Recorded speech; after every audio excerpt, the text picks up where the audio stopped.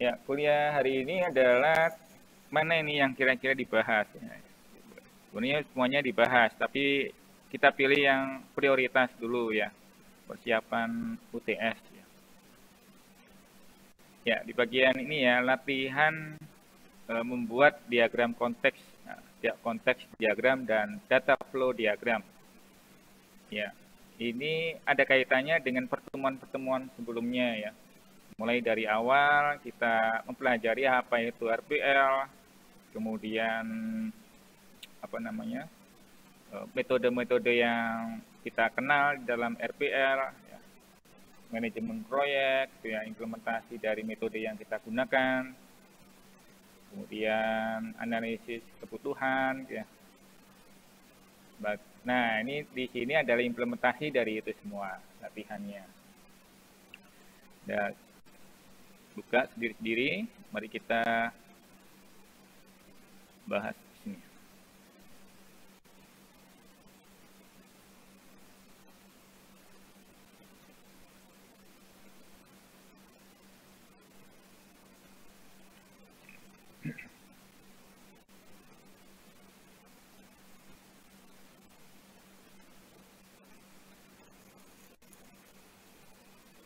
Kelihatan ya di layar ya. Kelihatan, Pak.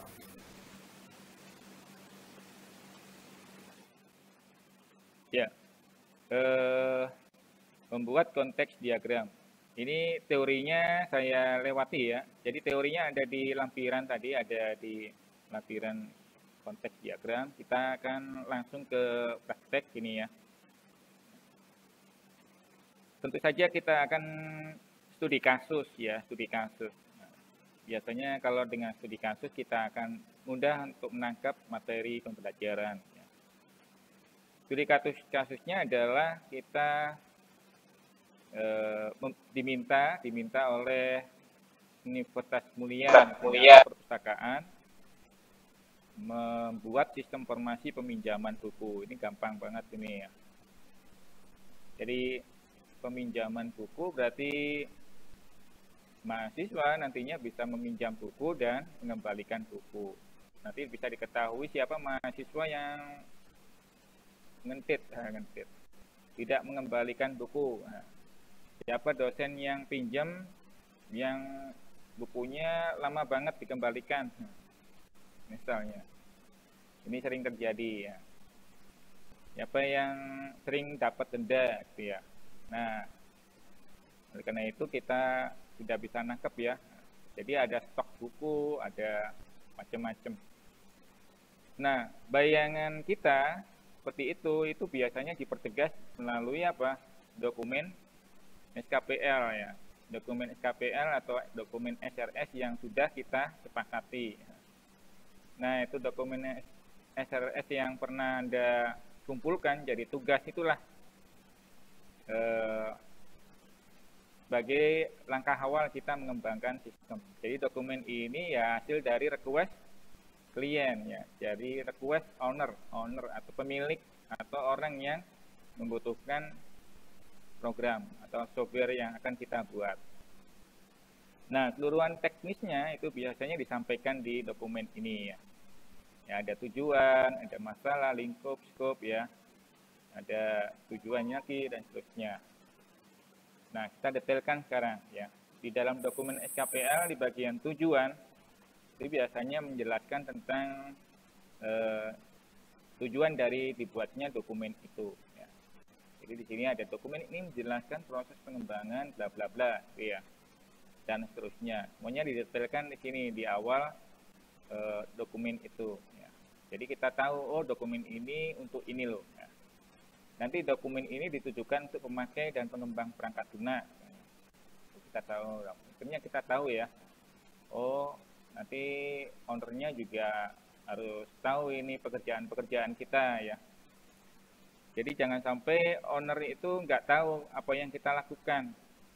Kalau nggak tahu, sayang banget gitu ya. Mereka pinginnya tahu jadi aja gitu ya. Nah, baiknya kita terbuka juga ya. Baiknya terbuka juga. Tapi kadang kita nggak mau terbuka juga, penting mereka terima beres gitu ya, sehingga seringkali pengembang itu akhirnya memanipulasi, banyak manipulasi. Jadi ini semua dimanipulasi semua, sehingga tidak tampak proses yang sesungguhnya. Ini jangan sampai terjadi ya. Tiba-tiba langsung jadi gitu ya softwarenya. Wah, itulah kenapa kita penting jadi mahasiswa yang bisa menyusun skripsi ya. Jangan sampai skripsimu itu tiba-tiba langsung jadi gitu. Dosennya nggak tahu apa-apa prosesnya, nggak pernah bimbingan juga, tiba-tiba sekali bimbingan langsung beres semua. Wah, nggak mungkin kan seperti itu ya. Ini apa-apaan, kamu ini skripsi apa bikin proyek. Nah, itu bikin proyek juga demikian ya. Nah, harusnya semua pekerjaan orang-orang yang ada di sini, ya surveyor, analis, desainer, itu tampak semua kelihatan ya pekerjaannya ya. Sama seperti Anda ujian ini ya. Ujian nanti online itu ya juga harus tampak ya pekerjaanmu minimal ya. Jawaban-jawabanmu juga ada gitu ya. Jangan sampai tiba-tiba langsung jadi gitu ya. Wah, ini bahaya ini. Kemudian lingkup.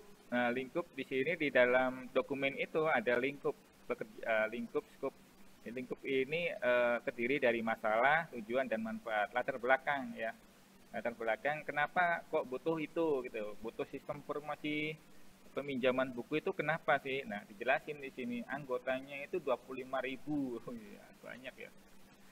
Jumlah bukunya yang dikoleksi itu 15.000 cetak ya. Lalu judulnya 10.000. Penerbitnya 6.500. 7.000 pengarang, misalnya gitu ya. Nah, koleksi buku ini berasal dari stok dipasok dari penerbit.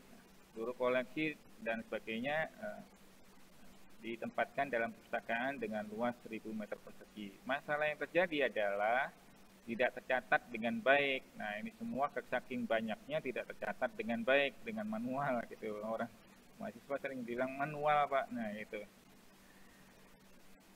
Buku-buku yang dipinjam tidak dikembalikan pada waktunya. Nah, ini masalah yang sebenarnya ini ya. Jadi seringkali mahasiswa itu pinjam molor waktunya dan tidak ada efek jera, kadang-kadang tidak kembalikan. Ini menyebabkan antrian peminjaman buku menjadi lama. Ya. Mahasiswa yang nunggu-nunggu bukunya sedang dipinjam, nunggu lama, akhirnya pusing juga akhirnya. Nyari-nyari di perpustakaan kota juga nggak ada, gitu ya, terbatas. Mau beli nggak punya duit ya, beli online akhirnya beli yang cari bajakan. Aduh, kasihan banget. Selain itu sulit ditelusuri siapa nama-nama peminjamnya, makanya dibikinkan sistem peminjaman supaya diketahui nanti siapa yang. Nah, ini latar belakang inilah yang menjadi alasan kenapa dibuatkan sistem itu. Nah, owner biasanya punya kebutuhan. Kebutuhannya antara lain sistem harus mampu mengelola data peminjam misalnya. Data peminjam berarti data anggota perpustakaan. Sistem harus mampu mengelola bla bla bla. Harus. Nah, ini saya tandai ini ya. Tandai harus sebaiknya boleh harus. Ini apa? Kalau harus ini berarti prioritas pertama dikerjakan ya, yang harus dipenuhi oleh developer ya. Anda harus perhatikan itu. Jadi ini yang harus dipenuhi oleh developer. Kalau sebaiknya ini saran ya, baiknya saran menurut dia, menurut owner. Tentu saja menurut kita juga ya, developer, pengembang. Jadi disinilah kita akan ini prioritas kedua sebaiknya ini. Kalau yang opsional boleh ini prioritas ketiga, boleh ya, boleh tidak, opsional ya. Nah, boleh ya. Nah, inilah nanti kalau kita menggunakan metode yang lain, misalnya selain waterfall, misalnya pakai Scrum gitu ya. pakai agil gitu ya, maka metode-metode ini cocok ya. Anda terapkan hasil tujuan seperti ini cocok Anda terapkan menggunakan metode-metode tersebut ya. Karena ada prioritas ya, skala prioritas yang harus Anda utamakan, kerjakan. Ini tujuan ya. Dari tujuan inilah kita akan mengidentifikasi nanti ya, entitas-entitas apa yang perlu kita data ya. Kita tulis, nanti kita catat gitu ya. Dari mana tujuan skop diperoleh? Mana tujuan ini? Ya, tujuan ini diperoleh ya dari ini ya, dari permintaan klien biasanya. Dari permintaan klien. Dari mana itu? Permintaan klien ya kita temukan ketika kita wawancara, diskusi dengan calon pemakai atau klien atau owner. Ini diskusi di sini. Kemudian juga setelah diskusi, wawancara, ada lagi observasi atau pengamatan langsung di lapangan, survei gitu ya. Jadi kita melakukan survei setelah wawancara, setelah mendapatkan kartu hijau gitu ya. Jangan wawancara sudah ada tanda-tanda tidak mau gitu ya, kita juga nggak mau, nggak cocok ya, jangan melakukan survei. Survei itu setelah kita mendapatkan restu ya, lampu hijau dari calon pemakai. Lalu kuesioner. Kemudian setelah itu kita juga mengikuti literatur ya. Cara-cara yang kita gunakan harus sesuai dengan literatur. Literatur itu artinya yang sudah jadi acuan ya, referensi bagi para akademisi, para profesional yang sudah terbukti gitu ya. Acuan itu ya referensi yang memang sudah banyak diuji ya, sudah terbukti secara ilmiah gitu ya. Penting ini ya. Pengalaman-pengalaman dari developer yang mungkin kita jadikan literatur juga bisa gitu ya. Pengalaman-pengalaman di lapangan mereka ya. Itu biasanya mereka tulis ya, kemudian jadikan acuan juga bisa. Jadi literatur tidak hanya sekedar buku ya. Juga terkait dengan SOP ya. Apa itu SOP? Standar operasional prosedur. Nah, ini juga kita pelajari di situ ya. Jadi nggak hanya sekedar buku teks gitu ya. Selain buku itu juga penting jadikan sumber teori untuk menyelesaikan persoalan nantinya. Nah, inilah jadi tujuan ini juga berasal dari sana. Seperti kita menulis sistem harus, sistem sebaiknya, sistem boleh. Ini kan juga berdasarkan literatur ya.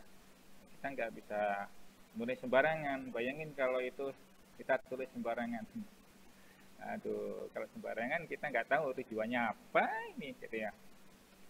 Dari mana tujuan dari skop diperoleh? Lanjutnya adalah selain dari itu semua, hasil observasi biasanya adalah kita mengamati proses bisnis di lapangan ya. Proses hasil pengamatan proses bisnis di lapangan. Proses bisnis itu misalnya urut-urutan peminjaman buku. Nah, supaya mahasiswa atau anggota itu dapat meminjam buku, urut-urutannya seperti apa, prosedurnya seperti apa. Itu perlu kita identifikasi ya. Jadi tidak hanya sekedar peminjaman buku, yang lain-lain juga bagian pengadaan, misalnya prosesnya bagaimana, itu kita buatkan prosedurnya ya. Bagian pengadaan mengadakan buku ya, mengadakan pameran, terus kemudian promosi dan sebagainya. Ini penting prosedurnya seperti apa, ini juga dibuat ya. Itu berarti ada bikin sistem lainnya tambahan. Nah, karena itu kita buat contoh di sini adalah peminjaman buku ya, prosesnya cuma segini misalnya ya. Kita catat gitu ya, kita amati di lapangan, kemudian kita cocokkan dengan SOP gitu ya. Standar operasional prosedur. Cocok nggak kira-kira? Nah, kalau cocok baru kita tulis di sini ya. Jadi susunannya yang kita tulis di sini sampel ya, contoh sederhana. Ya, itu kurang lebih ada 6 gitu ya. Pada saat pendaftaran, identitas anggota diserahkan ke petugas untuk dicatat jika belum terdaftar. lalu dibuatkan kartu anggota. Nah, identitas anggota biasanya lengkap ya. Kadangkala kalau di perpustakaan kampus sih ya, biasanya identitas anggota itu dari mahasiswa ya, berupa KTM. Di KTM itu biasanya ada NIM, ada nama, kemudian program studi.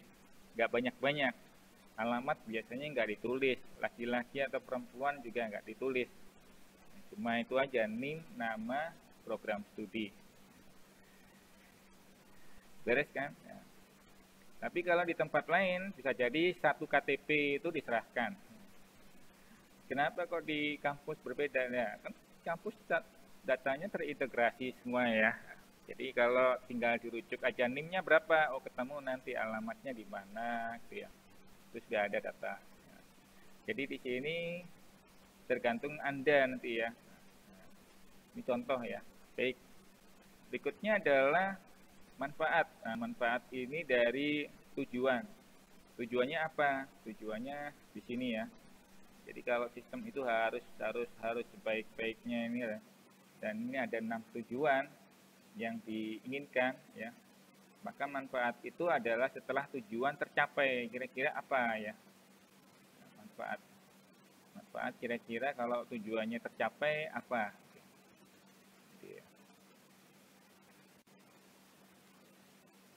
Next, berikutnya adalah mari kita praktik sekarang. Nah, praktiknya adalah kita menyusun ini ya. Pertama adalah menyusun aliran data. Aliran data. Data apa yang kita tangkap ya dari aliran data yang ada di sini. Dari proses-proses ini semua. Dari ini semua, dari WhatsApp wawancara juga ya. Dari ini semua juga. Nah, jadi ini kita identifikasi data-data apa saja nantinya yang akan keluar masuk dalam sistem ya. Masuk keluar dalam sistem ya. Jadi kita identifikasi ya. Kita gambar dalam bentuk konteks diagram. Mohon maaf ya, ini RPL. Di sini RPL di mata kuliah ini syaratnya adalah sistem basis data. Anda harus sudah paham tentang basis data. Nah, basis data itu mungkin ya Anda sudah pelajari ini konteks diagram atau pemodelan data. Materi ini adalah materi pemodelan data ya. Jadi basisnya adalah data. Jadi yang kita pelajari di sini adalah basisnya data. Adapun nantinya kalau di RPL yang di tempat Anda itu ada yang membahas mengenai use case gitu ya, berorientasi objek, tentu di luar ini ya, kita belum pelajari itu ya. Kenapa belum pelajari itu? Karena syaratnya Anda harus sudah paling enggak mengenal analisis desain berorientasi objek gitu ya. Atau mata kuliah itu sudah Anda ikuti sebelumnya, tapi belum. Ya, prosedurnya Anda ikuti nanti di semester berapa? Semester 6 kalau nggak salah, semester 4 ini ya. Semester 6 kalau nggak salah, semester 6 atau semester 7. Itu juga saya pegang ya. Jadi belum ke sana. Oleh karena itu kita pilih di sini adalah berorientasi data, ini aliran data. Jadi kita gambar dengan menggunakan konteks diagram, DFT level. Ya. Anda bisa lebih dulu menggambar CD dan DFT pada lembar kertas secara manual. Biasanya kita gambar-gambar dulu ya, oret-oretan gitu ya. Kita rancang atau ke papan tulis gitu ya. Nah, di ruangan saya itu ada papan tulis juga ya. Biasanya untuk gambar-gambar itu. Anak-anak SMK, anak magang gitu ya. Gambar-gambar, mau bikin sistem dia gambar-gambar dulu, coretan-coretan. Baru kemudian nanti diterapkan ke dalam software ya. Nah, softwarenya adalah ini ada macam-macam ya. Ada visual paradigm ya. Ada yang cloud ya. Ini cloud bisa Anda gunakan langsung tanpa harus menginstal gitu ya. Ada Smart Draw di internet ya. Ada Microsoft Visio ini. Ada Lucidchart ya. Power Designer, Enterprise Architect dan sebagainya. Ini software-software yang bisa kita gunakan untuk gambar ini. Tapi ada yang selain ini yaitu Draw.io. Draw.io. Nah, itu juga yang direkomendasikan di sini, walaupun tidak saya tulis, itu juga direkomendasikan di sini. Kenapa direkomendasikan? Karena sifatnya yang bebas gitu ya, open source apa namanya, no public ya, apa namanya, public, lisensinya itu lisensi terbuka gitu ya, bebas gitu ya, bebas digunakan, free software. Nah, untuk itu kita kalau sudah menggunakan ini, maka kita akan menyusun langkah-langkah ya, langkah-langkah analisis. Jadi analisis ini nggak ngawur ya. Apa metode yang Anda gunakan adalah ini berorientasi data gitu ya, misalnya. Jadi langkah-langkah untuk berorientasi data ada beberapa langkah ini. Langkahnya ada sampai 9. Tapi tentu saja di materi ini kita akan gambar mungkin sampai level 6 ya, ke langkah ke-6. Jadi kita langkah pertama adalah mengidentifikasi entitas-entitas ini ya. Entitas-entitas ini kita identifikasi di mana? Entitas itu diidentifikasi dari sini. Ya, dari masalah nih. Jadi kalau ada masalah diidentifikasi apa aja ya, ini di sini ada anggota, jumlahnya adalah puluhan ribu begini, bahkan ada yang sampai ratusan ribu. Berarti kita akan desain di situ anggota dengan jumlah yang sesuai dengan ini tadi. Bagaimana database yang akan kita siapkan untuk menampung banyak record gitu ya, banyak record. Apakah MySQL itu sanggup gitu ya, apakah Oracle itu bisa digunakan. Kemudian cocokkan dengan biaya yang digunakan, ini semua perlu didata ya. Kemudian yang kedua adalah ini, dari tujuan kita bisa temukan entitas apa saja yang ini apa bisa kita temukan, jadikan entitas gitu ya. Yang berikutnya adalah dari proses ya, dari proses bisnis ini. Tentu saja proses bisnis itu ya dari sini ya. Jadi kita dari wawancara, kita juga bisa temukan entitas gitu ya. Dari hasil pengamatan, observasi, kita juga bisa temukan entitas gitu ya.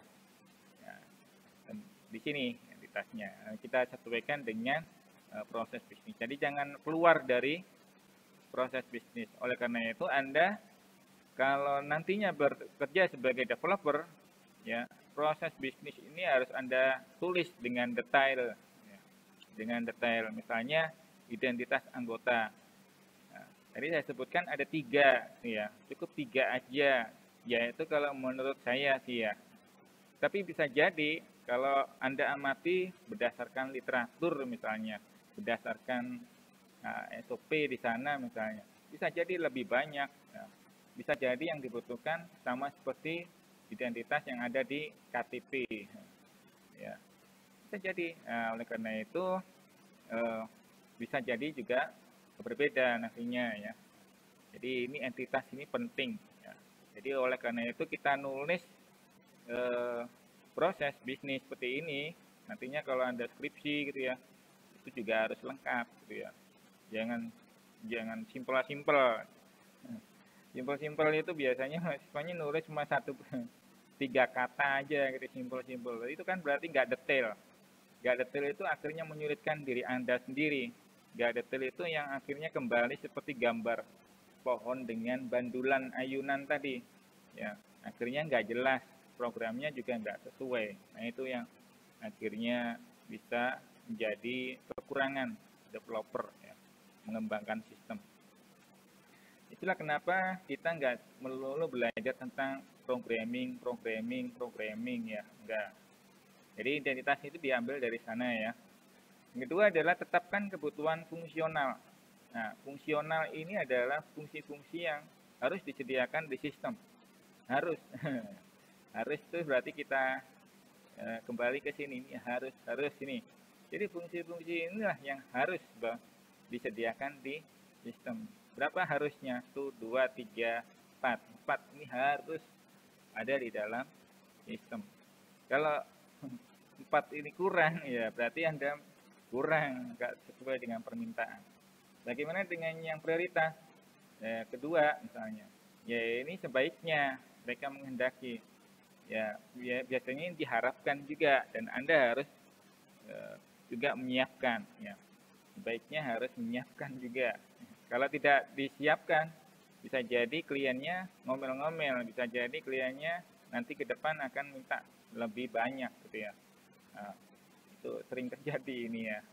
Yang berikutnya adalah boleh juga itu opsional, walaupun opsional, tapi tentu saja klien itu membutuhkan kepuasan. Kalau Anda bikin yang membuat mereka tidak puas, bisa jadi nanti ke depan dia tidak akan datang ke Anda lagi gitu ya. Namanya jualan ya. Ini opsional itu walaupun ya dan tidak, walaupun terserah gitu ya. Kalau Anda punya pacar bilangnya terserah, mau makan dek, makan apa, terserah gitu ya. Itu ada lelucon, gimana sih terserah-serah, kamu ngeremehin wanita ya. Bisa marah-marah nanti.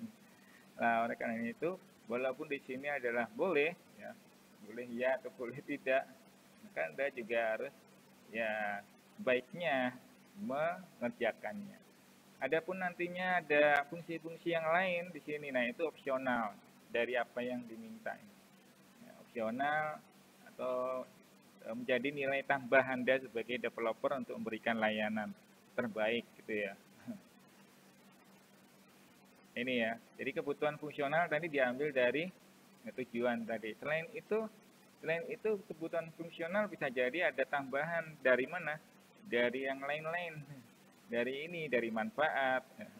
Misalnya gini ya, pemakaian diharapkan terbantu mengelola anggota berdasarkan kategori anggota. Nah, ternyata di sini ada kategori anggota sebagai mahasiswa di luar universitas, di dalam dan di luar universitas, dosen di dalam dan di luar universitas, dan peminjaman umum. Jadi ini ada kriteria anggota.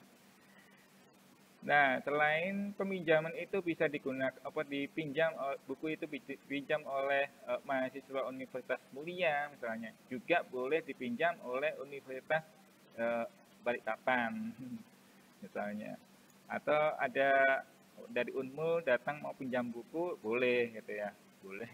Nah, di sini ada ini tambahan. Ini kan nggak sesuai dengan yang di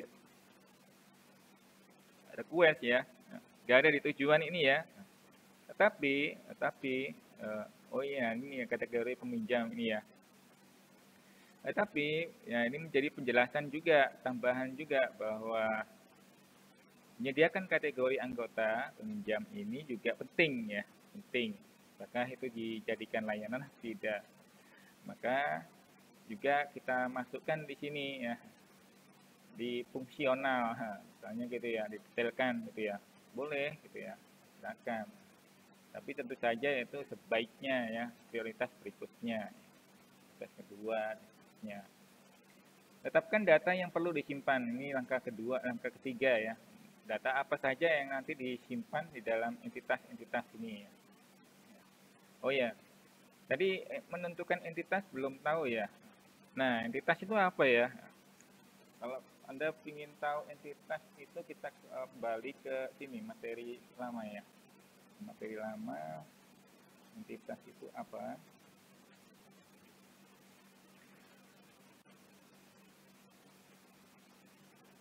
Ya ini ya, di sini entitas ada juga banyak ya, entitas di sini.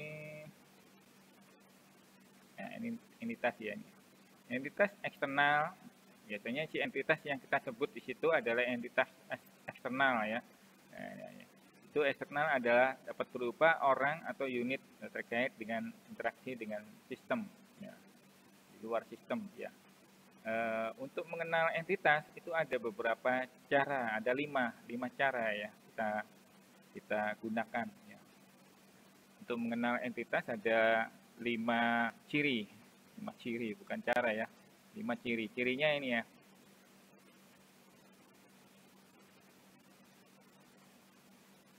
Jadi entitas itu simbolnya tadi kotak ya, simbolnya kotak. Nah, itu bisa berupa orang, bisa tempat, bisa objek atau benda ya, bisa peristiwa atau kejadian. Yang berikutnya bisa konsep ya. Jadi orang itu bisa agen, bisa kontraktor, bisa customer, bisa bisa departemen, dan seterusnya. Kalau tempat juga demikian, ya, bisa wilayah penjualan, ya, bangunan, gedung, gitu ya, ruangan A201 misalnya gitu ya, dan seterusnya. Objek bisa buku, bisa meja, bisa kursi, bisa komputer, dan sebagainya. Peristiwa ini ya, intinya aplikasi, obat, penghargaan, pembatalan, penerbangan, ya, pembuatan invoice, dan seterusnya.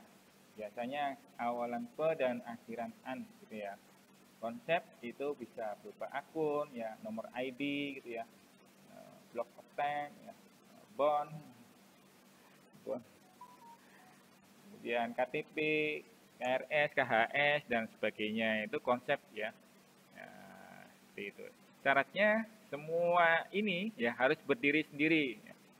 Harus berdiri sendiri-sendiri. Berdiri sendiri-sendiri itu gimana? Ya, keberadaannya tidak dipengaruhi oleh entitas yang lain. Adanya dia itu tidak karena entitas yang lain. Itu cirinya ya. Jadi semuanya ini berdiri sendiri dan tidak adanya dia itu tidak tergantung oleh yang lain. Maksudnya gimana? Contohnya yang seperti tadi, manfaat tadi ya. Nah,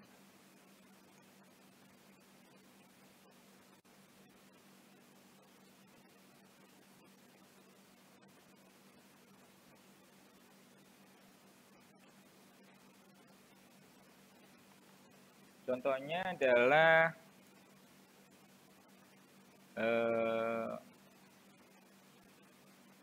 ini ya. Contohnya adalah kategori anggota. Ya, kategori anggota ini tidak berdiri sendiri. Ya. Contohnya adalah ketika kita menentukan entitas, kategori anggota ini tidak berdiri sendiri misalnya. Maka kategori ini bisa jadi bukan entitas ya. Dia berupa kolom atau atribut ya, berupa atribut kategori. Kan bisa kita masukkan di dalam tabel ya. Tabel yang kita set menjadi tabel yang untuk ini apa, ada pilihannya. Tabel yang bisa memberikan pilihan-pilihan kategori. Nah, seperti itu ya. Jadi adanya kategori itu karena dia muncul karena ada anggota kan ya. Dia muncul karena ada anggota. Kalau tanpa anggota, kategori nggak muncul. Atau anggota tanpa kategori pun nggak apa-apa gitu ya. Anggota saja gitu ya. Nggak mau dari dalam dan luar universitas sembarang. Nah, pokoknya anggota gitu ya. Sama seperti kayak perpustakaan di Gunung Pasir itu, perpustakaan umum misalnya. Nah semua diidentifikasi, nggak lihat anak kecil kah apa.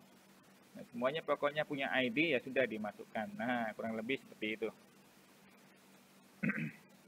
Nah ini yang untuk membuat entitas seperti ini agak sulit ya, kita butuh latihan oleh karena itu.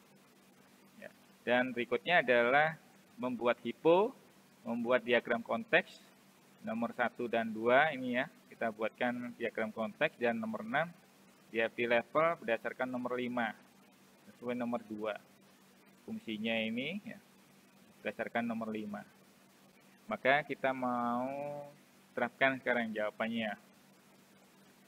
Sekarang mengidentifikasi entitas ya. Caranya ada 5 tadi ya. Nah, 5 ciri tadi ya. Kita identifikasi ada orang atau individu siapa aja di dalam itu semua ya. Kita ambil dari sini.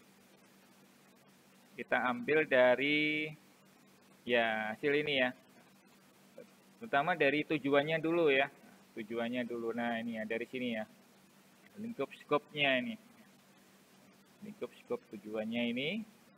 Kita cari sistem harus mampu mengelola data peminjaman buku. Nah, peminjaman buku berarti peminjam ya. Peminjam itu orang ya. Masa peminjam kursi kan nggak mungkin ya, benda nggak mungkin. Nah, peminjam ini adalah orang.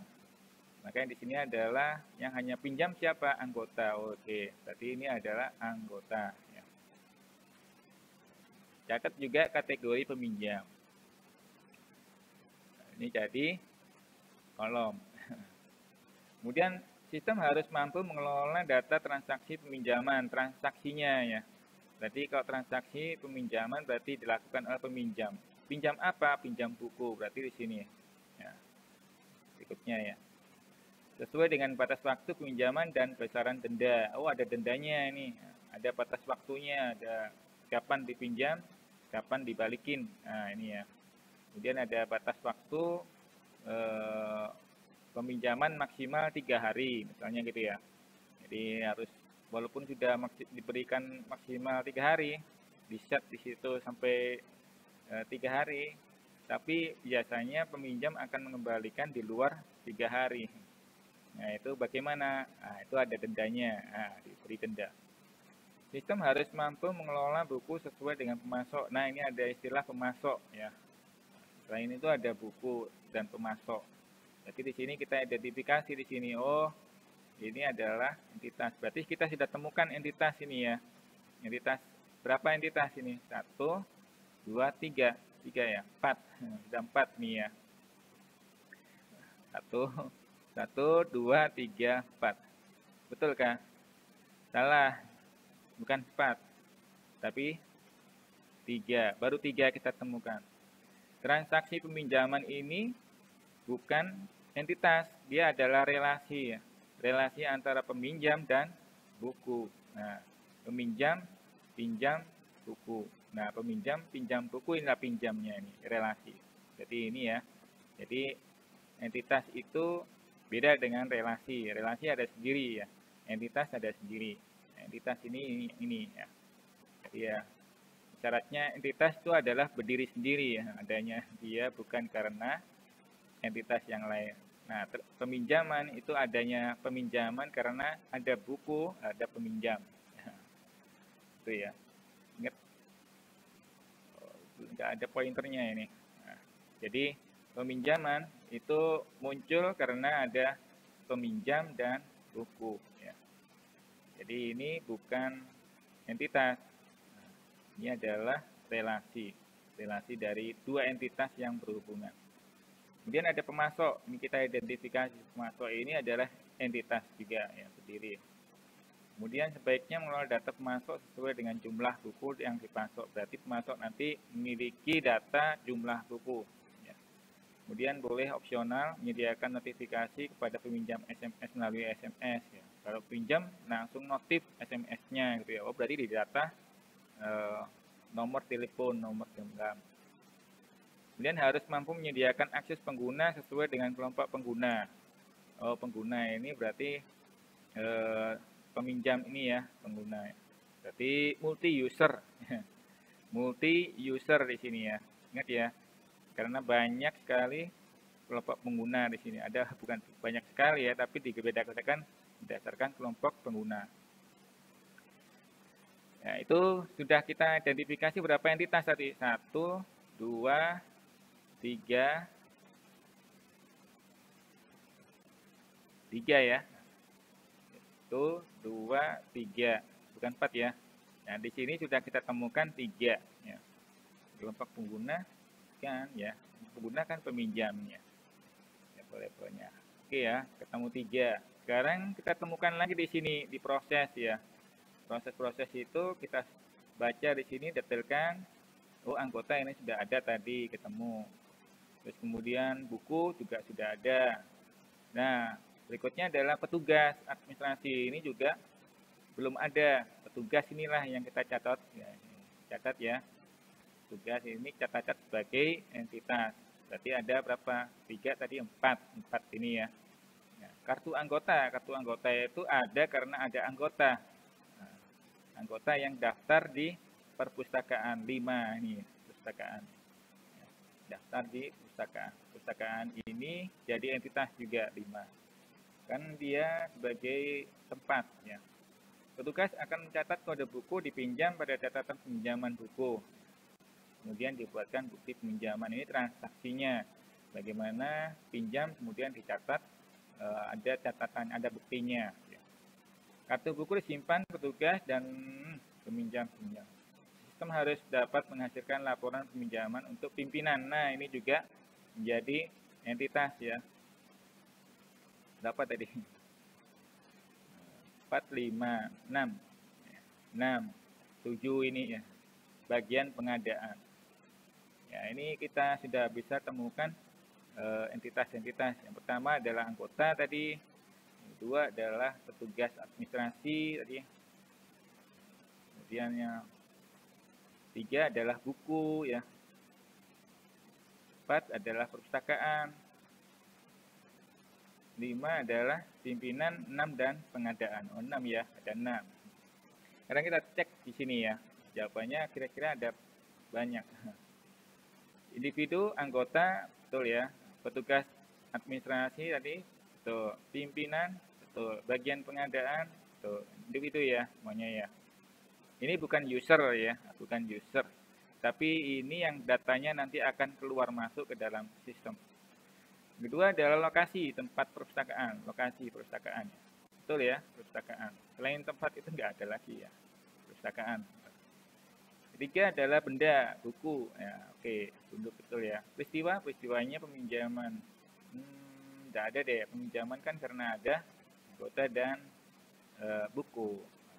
Ada anggota dan perpustakaan. Kemudian kartu anggota. Nah, ini kadang-kalanya mahasiswa terjebak ini ya, kartu anggota. Kartu anggota itu muncul karena ada anggota dan perpustakaan yang ketika dia mendaftar muncul di situ. Kartu anggota ini relasi ya, bukan entitas karena muncul sebagai anggota dan entitas perpustakaan. Ketika dia mendaftar, dia akan dicetak oleh bagian administrasi kartu anggota. Meski demikian, kartu anggota bisa saja kita jadikan entitas agar setiap mencetak kartu, data pencetakan dapat disimpan dan diarsip bahwa kartu anggota telah dicetak sesuai dengan tanggal cetak. Ada kalanya developer yang menjadikan dia sebagai kartu entitas ya, bisa juga ya. Tapi itu opsional ya, opsional, boleh ya, boleh tidak. Maksudnya kartu anggota ini kan muncul karena ada itu tadi ya. Saya lebih prefer ke sini ya. Karena ada entitas anggota dan perpustakaan, dia mendaftar, dia bentuknya relasi. Jadi dia bukan entitas. Bisa jadi dia juga menjadi atribut gitu ya. Cukup menjadi atribut setiap anggota punya kartu anggota gitu ya. Nah, itu kan masukkan dalam atribut saja, nggak perlu. Nah, ini jadi kenapa dia nggak perlu jadi entitas gitu ya. Jadi ini bisa dicoret gitu ya. Tapi ya gitu mahasiswa kadang nambahi jadi ya ini salah ya menurut saya. Nah, kemudian kebutuhan fungsional. Nah, kebutuhan fungsional ini ada berapa? Ya, kita diidentifikasi nantinya usernya ada berapa gitu ya. Usernya ada berapa? Ada berapa kelompok? Nah, ini kan karena sesuai dengan ini ya, nomor 6. Sistem harus mampu menyediakan akses pengguna sesuai dengan kelompok pengguna. Nah, kelompok pengguna ini Anda perhatikan. Ada berapa kelompok pengguna di situ? Yang jelas kalau kita tangkap dari ini ya, dari ini, maka peminjam bisa mendaftar sendiri. Berarti ada peminjam, ada pendaftar ya. Berarti user, peminjam. User, pengelola. User siapa lagi? User ini kita identifikasi dari ini dari identitas user anggota, user petugas administrasi, user pimpinan, user bagian pengadaan. Nanti bagian pengadaan berhubungan dengan supplier ya, nyetok. Terus kemudian lokasi dan tempat buku bukan user ya. Nah, inilah user-user inilah yang kita berikan akses untuk mengakses ke dalam sistem ya. Usernya bisa jadi pimpinan, butuhnya apa? Butuhnya pimpinan itu. Nah, kita cek di sini pimpinan itu hanya mendapat laporan saja. Laporan itu bisa berupa laporan kertas, laporan apa di dalam digital gitu ya. Akun, jadi pimpinan juga punya akun di situ ya. Bisa jadi ya. Kalau punya akun berarti dia jadi user ya. Nah, ini ya. Jadi ini user-usernya, sedangkan perpustakaan dan buku bukan user. Tapi di sini semua adalah entitas ya. Entitas itu data mereka mengalir keluar masuk ke dalam sistem ya. Oleh karena itu kita kelompokkan di sini. Karena usernya tadi banyak, kita jadikan 2 saja. Biasanya kan gitu. Siswanya nulis bikin admin dan user saja. Gitu ya. Jadi cukup admin dan user saja. Tapi sebaiknya memang harus penuh ini ya. Penuh. Kita jadikan admin, petugasnya admin, dan user anggota saja. Supaya nggak banyakan ini ya. Jadi contohnya untuk admin, apa saja kita buat fungsinya. Ya, fungsinya antara lain ini semua. Ya, input itu terdiri dari ini semua inputnya ya. Itu 2, 3, 4, 5, 6. Ini enggak ya ini ya, saya coret nih ya. Itu 2, 3, 4, 5, 6, 6. Berarti 6 di sini ada 6. Tapi kalau ini Anda masukkan kartu anggota boleh saja. Jadi di sini ada 7. Mengelola kartu anggota. Karena anggota kan sudah ada di sini menunya. Kalau mengelola anggota kan sudah ada tombol untuk cetak kartu ya. Itu. Jadi nggak perlu lagi. Ini macam-macam orang itu bikin ya desainnya. Kemudian transaksi. Transaksi itu hubungan dari tiap-tiap input ini ya. Nah, transaksi itu hubungan dari tiap-tiap input ini. Nah, kebetulan di sini transaksinya hanya peminjaman buku, pengembalian buku, dan denda. Ini berdasarkan dari sini. Ya ini ya. Dari sini. Dari hasil pengamatan, sorry. Nah ini ya, dari nomor 2 tujuan ya, ada dendanya, misalnya diminta untuk bikin denda, makanya di sini di transaksi masukkan denda. Walaupun di survei kita nggak ketemu di situ ya, hanya pinjam balik gitu aja. Tapi di request minta denda, ini perlu diakomodasi ya, perlu diakomodir. Yang ketiga adalah output. Ya, dari input, proses, output. Inilah yang kita maksud dengan HIPPO ya nanti. HIPPO-nya belum kita susun ya. Jadi ini fungsi-fungsi yang nanti berdasarkan HIPPO. Output itu biasanya keseluruhan ini ya, input dan proses transaksi itu dibuatkan laporan. Jadi profil pustakaan, cetak profilnya biasanya dibutuhkan itu ya. Petugas, siapa aja, biasanya juga dibutuhkan dan seterusnya ini ya.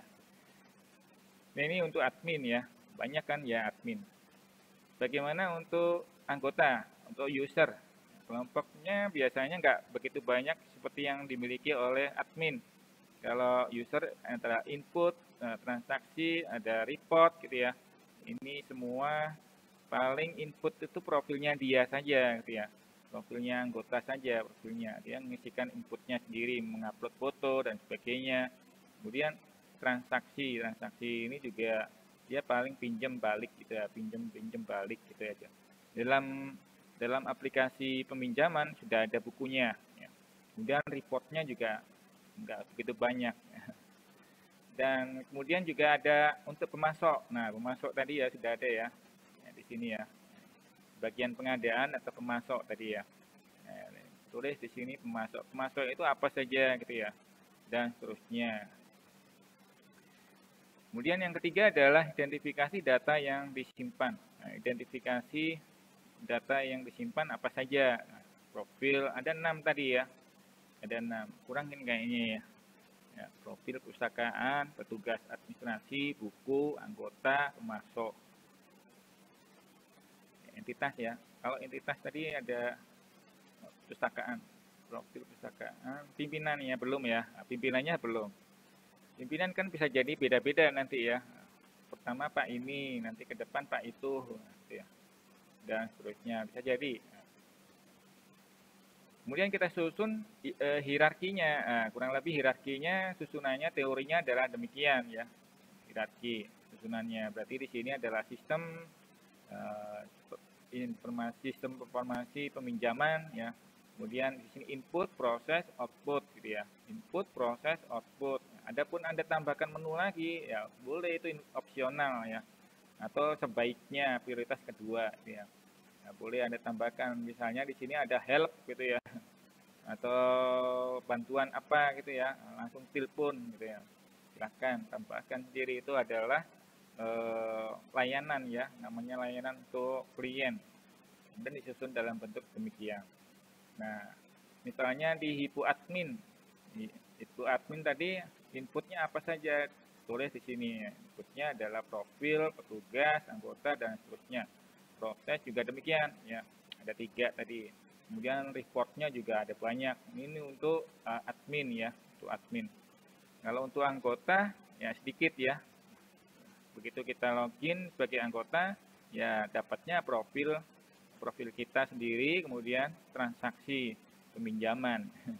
Jadi kalau mau pinjam, tinggal klik aja pinjam, nanti ada buku-buku yang mau dipinjam. Begitu dipinjam, klik, sudah dapat proses-proses berikutnya sampai disuruh datang ke kampus, misalnya ngambil bukunya. Ya, itu ya, sampai dikasih batas biasanya, kamu harus datang sebelum tanggal sekian. Pinjamnya tanggal 20, ya sebelum tanggal 20, sebelum tanggal 21 kamu sudah harus datang misalnya. Kalau enggak, ini bukunya bisa dipinjam orang, misalnya gitu, misal ya. Kemudian dan seterusnya ini ya, jadi menunya sedikit untuk anggota. Ini untuk pemasok atau bagian pengadaan tadi ya, dan seterusnya. Berikutnya adalah lihat tutorial. Mari kita praktek sekarang ya, membuat ini ya. Nah, kita pilih-pilih dulu ya, supaya karena waktunya terbatas, supaya nggak lama-lama. Ya, kita pilih dulu, bikin jangan ini yang admin yang terlalu banyak. Ini bikin yang anggota ini ya. Nah, bikin yang anggota. Bikin apa ini? Bikin DFD, bikin diagram konteks dan DFD level gitu ya. DFD levelnya kita pilih yang anggota. Mari kita bikin sekarang. Bikinnya pakai apa? Bikin pakai software ini ya. Nah, softwarenya ini online ya. Sekarang saya nggak pakai ini semua, ada di daftar ini. Pakainya yang mana dong? Pakai yang ini. Mari kita cek kuliah. Ya, ketik di sini Draw.io. Wah, ini Draw.io. Ini software nggak perlu diinstal. Nah, ini yang sudah dibuat kemarin ya. Ya, ini muncul di sini. Nah, ini adalah diagram konteks ya. Kita tulis di sini konteks diagram. Diagram konteks level 0. Nah, caranya bikin diagram konteks ini gimana? Nah, ini ada di sini. Anda bisa lihat di konteks diagram level ini ya. Di pertemuan keempat ini ya. Nah, ini di sini cara-caranya bikin diagram konteks sudah ada di sini. Nah, diagram konteks yang simbol yang kita gunakan, ya simbol yang kita gunakan di sini adalah Jordan DeMarco. Ya. Kenapa saya pilih Jordan DeMarco? Karena di software ini lebih mudah gitu loh gambarnya gitu ya. Nah, sedangkan Jeniserson itu menggunakan software yang lain. Yang setahu saya ada di software satunya tadi apa? Software yang tadi. Nah, ini Visual Paradigm ya, sorry. Jadi untuk yang desain model Jeniserson ini adalah ada di Visual Paradigm. Ya. Jadi kalau ini kadang mengikuti softwarenya aja. Nah, intinya kita tahu ya bagaimana menggambar gitu ya. Simbol-simbol ini jangan sampai ketukar-tukar gitu ya. Jadi Jordan DeMarco itu kalau bikin entitas kotak gini gitu. Kemudian kalau Jeniserson prosesnya itu kotak tumpul gitu ya. Kalau Jordan DeMarco prosesnya lingkaran gitu ya. Mari kita mulai sekarang proses ya ini. Orang langsung berkenal. Mari kita mulai nih. Jadi ini adalah entitas ya, entitas anggota, petugas, pimpinan, perpustakaan, bagian pengadaan, dan buku. Ingat ya, ini bukan user. Jadi sistemnya kita gambarkan begini ya. Kemudian kita tandai di sini DFD level 0. Kenapa kok level 0? Ini teorinya ada di sini juga ya. Jadi Anda harus ikuti teori yang ada di sini ya. Jadi dibaca ya ini ya. Ini sudah saya jelaskan tadi, keluar masuknya di sini nanti kita gambar. Fungsi-fungsinya juga sudah. Kenapa kok level 0?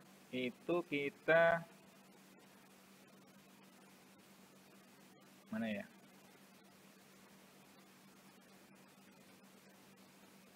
Ikuti ini ya, ini ya. Kenapa kok level 0? Jadi diagram level itu mengikuti aturan seperti ini. Jadi kalau kita mau bikin diagram DFD ya, itu ikuti aturan yang diberikan oleh Pak Martin. Pak Martin. Untuk mempermudah. Jadi kita buat diagram konteks itu masuk ke level 0. Nah, diagram konteks simbolnya kurang lebih demikian. Ini ada entitas, kemudian ini prosesnya atau sistemnya, baru kemudian ini ada entitas-entitas yang lain. Ya. Nah, kemudian untuk level 1 itu mendetailkan proses yang ada di level 0. Jadi sistemnya itu kan banyak sih, di dalam sistem itu kan banyak proses. Nah, banyak prosesnya itulah yang dijelaskan berikutnya ya. Nah, kita sebut sebagai level 1 ya, level 1. Di level 1 itu ada berapa, seperti di HIPPO itu ya, di HIPPO itu bagian-bagiannya apa saja, proses-prosesnya apa saja, nah itu digambarkan di sini. Ya, proses-proses, baik itu proses input maupun proses transaksi ya, atau proses report juga demikian. Report itu kadang nggak disebut sebagai proses ya. Kadang-kala di report itu juga menjadi proses juga. Nah ini kita gambarkan. Seandainya di dalam proses level 1 itu ada detailnya lagi gitu ya. Ada tombol-tombol khususnya, misalnya memasukkan kriteria tadi, maka didetailkan lagi prosesnya seperti apa. Nah, ini juga ada hubungannya dengan entitas ya. Nanti di dalam level berikutnya itu ada proses lagi, ya, prosesnya didetailkan. Nah, ini tambah level 2, proses 2 misalnya. Di bagian proses 2 ini didetailkan lagi, ada proses di dalamnya. Nah, itu level 2, proses 2. Begitu di level 2 ini ada proses lagi, detailkan level 3, proses 2. Proses 2.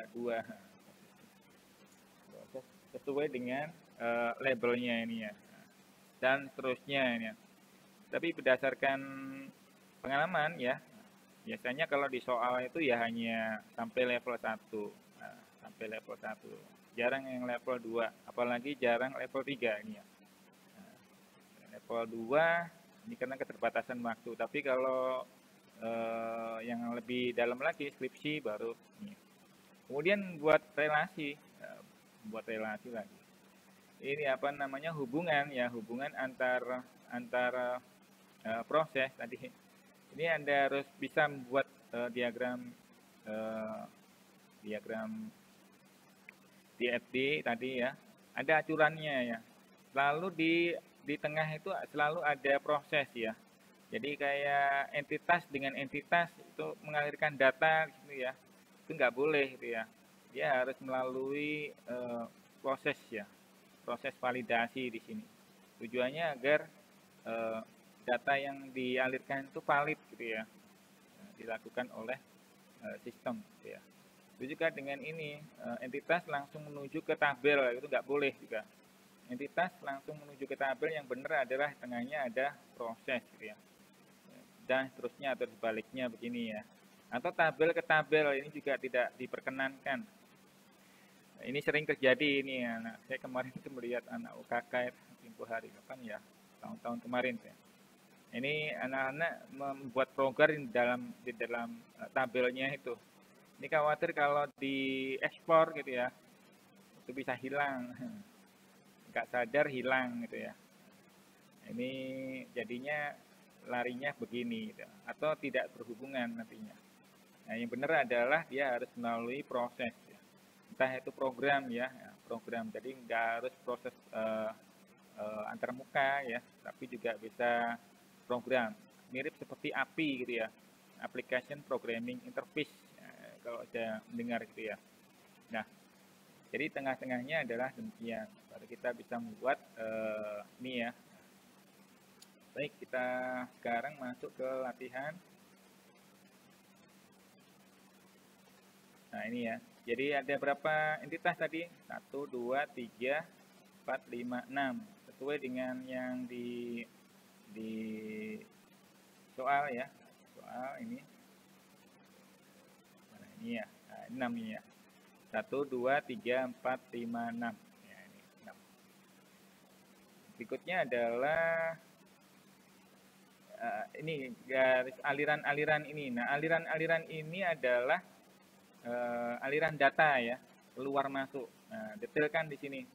Misalnya anggota nih, anggota yang masuk ke dalam sistem apa aja tadi disebutkan. Ada ID anggota ya, ada nama, ada NIM, ya, NIM-nya ID itu ya. NIM-nya bisa jadi ID ya. Kemudian ada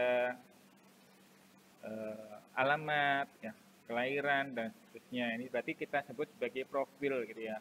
Kita alirkan di sini. Bisa satu aliran. Kadang-kala di aliran itu yang benar adalah alirannya banyak sesuai dengan data yang masuk ke sini.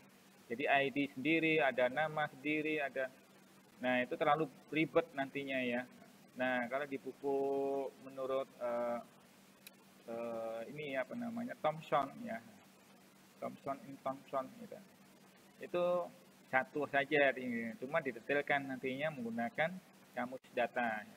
Didetailkan menggunakan kamus data atau struktur data. Ya, struktur data dari profil ini apa saja gitu ya. Jadi ada kamus datanya sendiri penjelasan. Jadi sebaiknya cuma satu gini aja, profil. Terus setelah profilnya masuk di dalam sistem, anggota itu dapat apa? Biasanya dapat kartu anggota kan, ID card misalnya dikembalikan. Nah, ini ID card yang dimasuk tadi ya, kartu anggota. Nah, masuk di sini keterima. Itu juga dengan petugas ya, petugas itu memasukkan ke dalam sistem itu apa datanya? Datanya ya profilnya dia gitu ya, profilnya dia, ID-nya dia, namanya dia, nama alamatnya dia, dan seterusnya. Kemudian dia dapat apa? Dapat akun, akun level petugas gitu ya, dan seterusnya dan seterusnya. Begitu juga dengan perpustakaan, buku, bagian pengadaan. Jadi ini semua bukan user loh ya. Ingat ya, bukan user. Ini adalah entitas yang datanya keluar masuk ke dalam sistem. Ya, keluar masuk ke dalam sistem. Ini yang perlu didata dan menjadi entitas. Setelah kita buat ini, level 0 ini, baru kita buat level 1 untuk apa ini? Untuk pengguna. Jadi kalau untuk pengguna, untuk anggota, user, maka kita cocokkan dengan fungsi-fungsi yang dibutuhkan oleh user.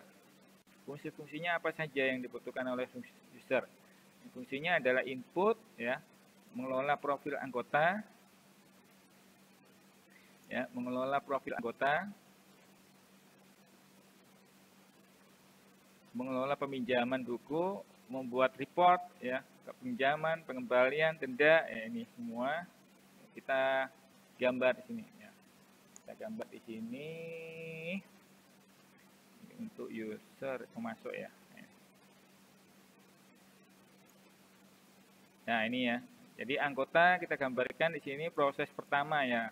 DFD level 1, 1.1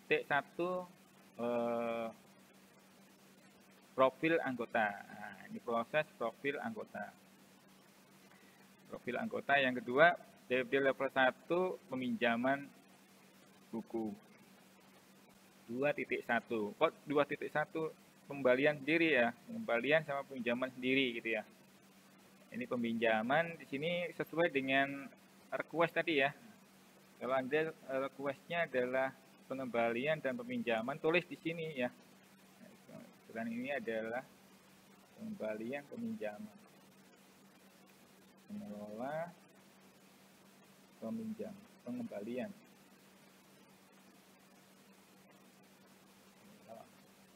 Jadi di sini ada mengelola denda. Nah, kadangkala kita cukup satu ini aja di dalamnya di aplikasi itu ada pengembalian, ada dendanya juga bisa jadi ya. Jadi nggak perlu ada antarmuka dua ini ya, kita cukup satu aja gini. Nanti kan di dalamnya ada pengembalian, peminjaman, dan dendanya sekalian. Ya, jadi kita bisa gambar di sini peminjaman buku, gitu ya. Satu aja bisa. Tapi kalau kita tulis di situ ada dua, ya tulis harus Anda tulis juga dua ya. Nah, jadi di situ kalau ada dua ya kita tulis di sini harus ada dua gitu ya. Mengelola pengembalian buku. Jadi ini tergantung dari developer ya. Anda sekreatif seperti apa gitu ya membuat aplikasi itu beda-beda. Saya suka yang satu saja supaya nggak ribet misalnya, oh silakan gitu ya. Jadi kalau itu ada dua tadi, dua ya. Jadi inilah proses-proses dari untuk user anggota ya. Jadi anggota entitasnya dibuat pisah tadi. Jadi dari sini ya kita ambil yang ini ya, anggota sama sistem ya. Anggota sama sistem ya. Kemudian kok ada anggota yang lain? Ini lain ya. Ini adalah petugas. Jadi gini prosesnya. Ketika anggota itu daftar ya, dia akan mengisikan di profil anggota ini, mengisikan data-datanya, mengisikan data-datanya di profil anggota, terus kemudian disimpan ke dalam tabel, namanya tabel anggota, TB anggota. Ini simbolnya adalah seperti demikian. Ya. Simpan, ini alirannya masuk ke sini, profilnya. Kemudian data ini kalau sudah masuk ke dalam database, dia akan dipanggil lagi oleh proses biasanya.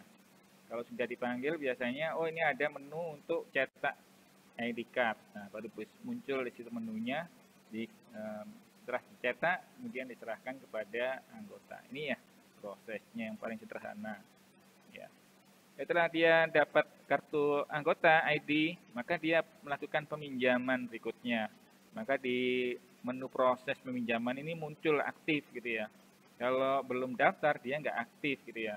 Bisa jadi ya. Nah, semuanya tergantung dari desain kita. Nah, anggota ngapain dia ke sini? Ya tentu saja selain ID ada anggota ID-nya dia ya. Dia ada ID-nya dia sama dia mau pinjam buku. Pinjam buku berarti dia nyari buku di situ, bukunya apa, ID-nya berapa. Nah ini ya, masukkan ID, baru kemudian diarahkan ke dalam tabel meminjam. Tabel meminjam ini, ID buku ya, ID buku dia nyari buku di sini. Tabel ini ya, tabel buku. Jadi harusnya saya bikin dari nol ini ya, nggak muncul duluan supaya nggak anu. Ya, ini muncul di sini tabel buku ya. Tabel buku itu dari mana ya? Dari ya dia kan meminjam. Pinjam apa? Pinjam buku kan? Ya, berarti muncul di sini ada tabel buku gitu ya. Tabel buku ini nanti akan berinteraksi dengan entitas buku sebenarnya. Tapi entitas bukunya taruh di sini nanti ada muncul ya ini. Entitas buku ini tak copy ya. Copy. Ini ada buku. Data buku ini dimasukkan ke dalam sini. Set. Nah, kalau mau pingin lengkung, tarik disesuaikan dengan ini. Nah, ini lengkung. Jadi ini adalah data buku, profil data buku ya.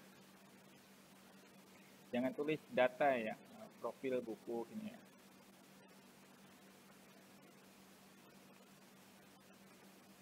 Buku. Jadi kalau sudah tersimpan, dia akan bisa dikembalikan ke sini berupa katalog gitu ya. Nah, berupa katalog bisa kita arahkan di sini, masuk ke sini.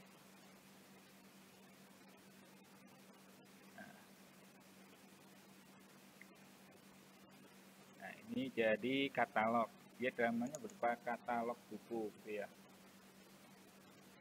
Katalog kan nanti dicetak ya, biasanya ditempelkan di dalam bukunya. Nah, ini ya.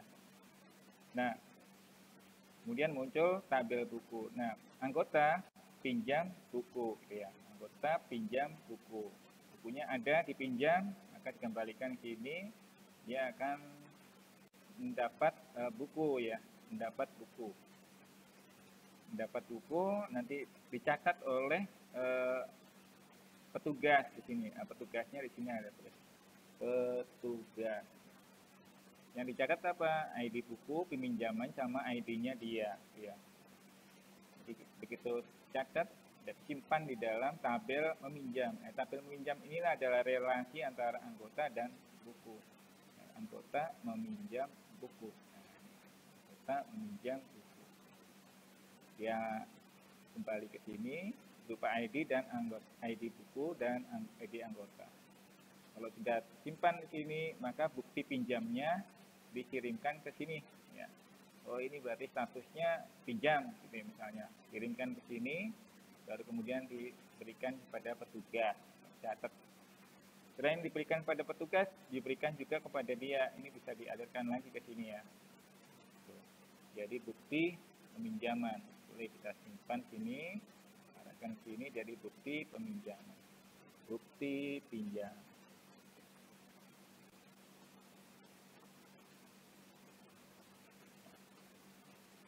Bukti pinjam. Ya. Yang ini mencatat pinjam bukti pinjam buku dia. Catat pinjam buku, kalau di sini bukti dia pinjam. Slipnya dia catat. Kemudian kalau pengembalian, nah begitu dia selesai, maka dia balikin ya, balikin. Caranya balikin, tinggal diklik di sini ada menu balikin ya. Nah, dikirimkan ke sini dia ID bukunya berapa, dari dibalikin, baru kemudian dikirimkan ke sini tabel pinjam. Sudah dibalikin ID-nya gitu ya. Sudah dibalikin, kembalikan lagi ini statusnya oke, beres gitu ya. Masuk ke sini, kemudian dilempar lagi ke dia bukti pengembalian. Oh, sudah beres. Bisa juga Anda tampilkan di sini ke petugas bukti beres gitu. Nah, ini bukti pengembalian.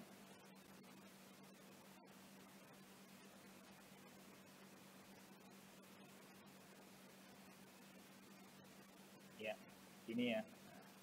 Bukti pengembalian. Jadi kayak ruwet gitu ya. Nah, tapi enak kan ya kalau pakai software. Jangan pakai Microsoft Word gitu ya. Kalau Microsoft Word kan sulit ya, sulit untuk di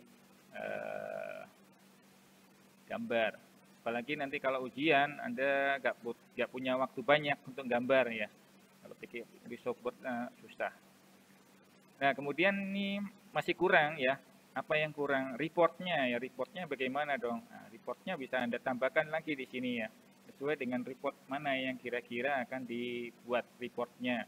Nah, simbol report untuk ini sepertinya nggak diakomodir oleh gene insertion. Anda boleh menggambarnya dengan menggunakan lingkaran ini ya, proses ya. Reportnya gambarnya seperti apa, lingkaran sini arahkan ke report gitu ya. Nah, tiap-tiap proses ini ada reportnya biasanya. Tiap-tiap proses ini ada reportnya. Nah, reportnya itu silahkan disesuaikan dengan apa yang diminta fungsinya ya. Nah, itu ya. Jadi sebenarnya gambar gini sudah cukup gitu ya. Nah, jadi inilah kalau kita mau gambar, desain, analisis ya dengan diagram konteks. Ingat ya, ini kenapa kok sedikit? Karena kita gambar untuk user pengguna. Begitu juga dengan user admin, tentu saja tambah ruwet di sini ya. Dan ada level-levelnya nanti. Nah, ini juga kalau report itu Anda bikinkan level, berikutnya level 2 misalnya. Bisa saja gitu ya, dibikinkan report untuk level 2 reportnya. Silakan dikembangkan lagi. Ya, itu saja dari saya ya. Ini saja dari saya materi ini. Saya rasa cukup lengkap ini ya. Cukup lengkap. Insya Allah videonya sudah ada. Nanti tinggal saya upload lagi di dalam YouTube. Adapun yang video sebelumnya mungkin saya akan hapus gitu ya. Karena kurang lengkap. Nah, ini insya Allah sudah lengkap. Bisa digunakan untuk belajar lagi ya. Anda sendiri juga diperkenankan untuk bikin sendiri ya, belajar. Tentu saja kalau Anda cuma nonton saja, apalagi cuma dibaca saja, nggak bisa kayaknya, harus latihan. supaya Anda bisa gambar-gambar ruwet gini ya. Jadi aliran ini bukan aliran interaksi ya, ini aliran